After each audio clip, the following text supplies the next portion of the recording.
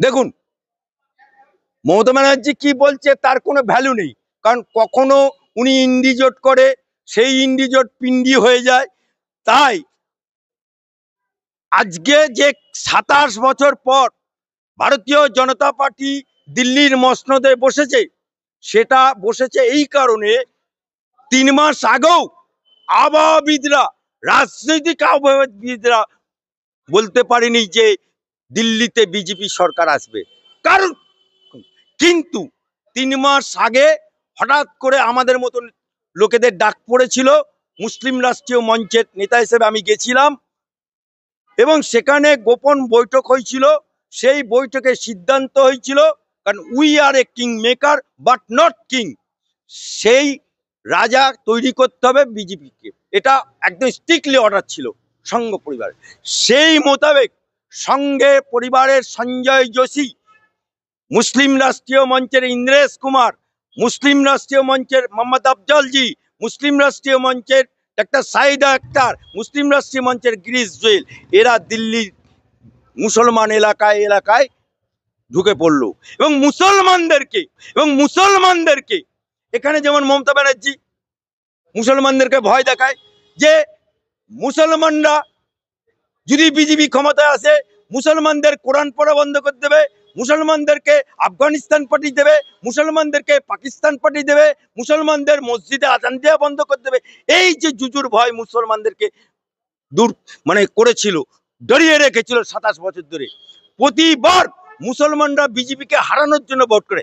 এই প্রথম দিল্লির মুসলমানরা মন থেকে ডার দূর করে দিয়ে তারা বিজেপিকে এই প্রথম জেতানোর জন্য ভোট করেছে। তাই মুসলমান বুথগুলো, মুসলমান বিধানসভাগুলো আজকে দুহাত তুলে তারা সবকা সাথ সবকা বিকাশ সবকা বিশ্বাসের উপরে বেশ করে ভোট দিয়েছে। মমতা বাবুর কথাই ভোট দেয়নি।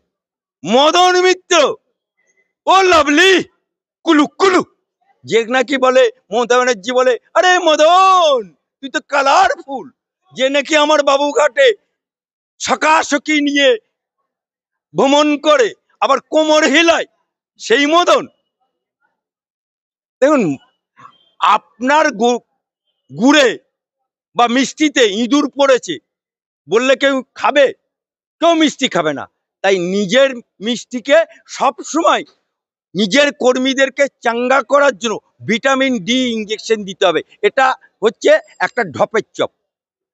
আমরা দেখলাম যে সম্প্রতি আইপ্যাকের বিরুদ্ধে তৃণমূলের অন্দরে একটা কেমন বিভাজন সৃষ্টি হয়েছে। আইপ্যাকের বিরুদ্ধে কেউ বলছে, আবার পক্ষ কেউ বলছে।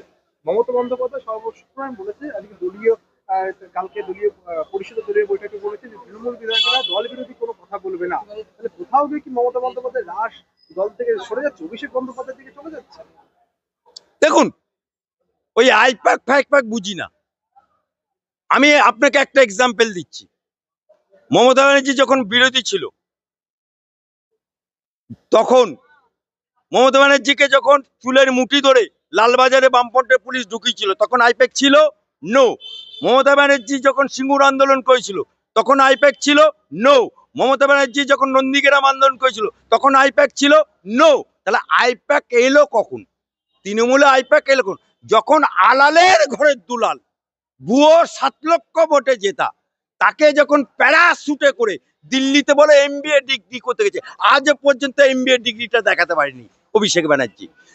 তাকে প্যারাশুটে করে ডায়মন্ড হারবারে নামালো, ডায়মন্ড হারবারে সোমেন মিত্র ছেড়ে যাওয়া জায়গাটায় ও দাঁড়ালো এবং পিসিমণির দয় ও জিতে গেল। আরে জিতে দেখলো এই তো বিশাল মধুর হাড়ি, মধু চাটতে চাটতে চাটতে সারা বাংলার মানুষকে মধু চাটি দিয়ে। এই যত চোর দেখছেন, এই চোরেদের মাথা হচ্ছে ওই অভিষেক ব্যানার্জি। আর এই আইপ্যাককে ভাড়া করে নিয়ে এসেছিল অভিষেক ব্যানার্জি। তাই আজকে মমতা ব্যানার্জিকে বলতে হচ্ছে যে রাস আমার হাতে, অর্থাৎ ওখানে দুটো নেতা হয়ে যাচ্ছিল, তাই উনি আবার রাসটা নিজের হাতে টানছে, আইপ্যাককে গুলি মারছে। কারণ আইপ্যাক মানেই অভিষেক, আর অভিষেক মানেই আইপ্যাক। তাই এই জায়গাটা মমতা ব্যানার্জি বুঝতে পেরেছে, তাই এই কথা বলেছে। ফিরাদ বলছে কেন্দ্রের বাজেট বাংলা বিরোধী, ওরা কখনো বাংলাকে এক রাখতে পারে না, বাংলা সবসময় বাংলা মানুষের ক্ষতি চায়। ফিরাদ হাকিম বলছে। ফিরাদ হাকিম যার মেয়ে রাস্তায় বেরোলে বলে, আমি বলছি না, ফিরাদের মেয়ে বলছে বলছে আমি রাস্তায় বেরোলে আমাকে বলছে চোরের মেয়ে, চোরের মেয়ে।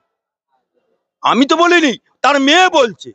তা যে লোকটা, যার মেয়ে রাস্তায় বেরোলে বলে চোরের মেয়ে, ফিরাদ বাবু, তুমি 50,000 টাকার গেঞ্জি পরে অসহায় মানুষদের কাছে যাচ্ছ, মাথা থেকে ছাদ চলে গেছে তাদের কাছে যাচ্ছ, আর গেঞ্জি পরে হাত পেতে টাকা নিচ্ছ। এ লজ্জা। তুমি যে চেয়ারটাতে বসে আছো, সেই চেয়ারটাতে একদিন সুভাষচন্দ্র বোস বসছিল, সেই চেয়ারটাতে একদিন দেশবন্ধু চিত্তরঞ্জন বসছিল, সেই চেয়ারটাতে একদিন আমার হাইকোর্টের বিকাশ রঞ্জন বসছিল।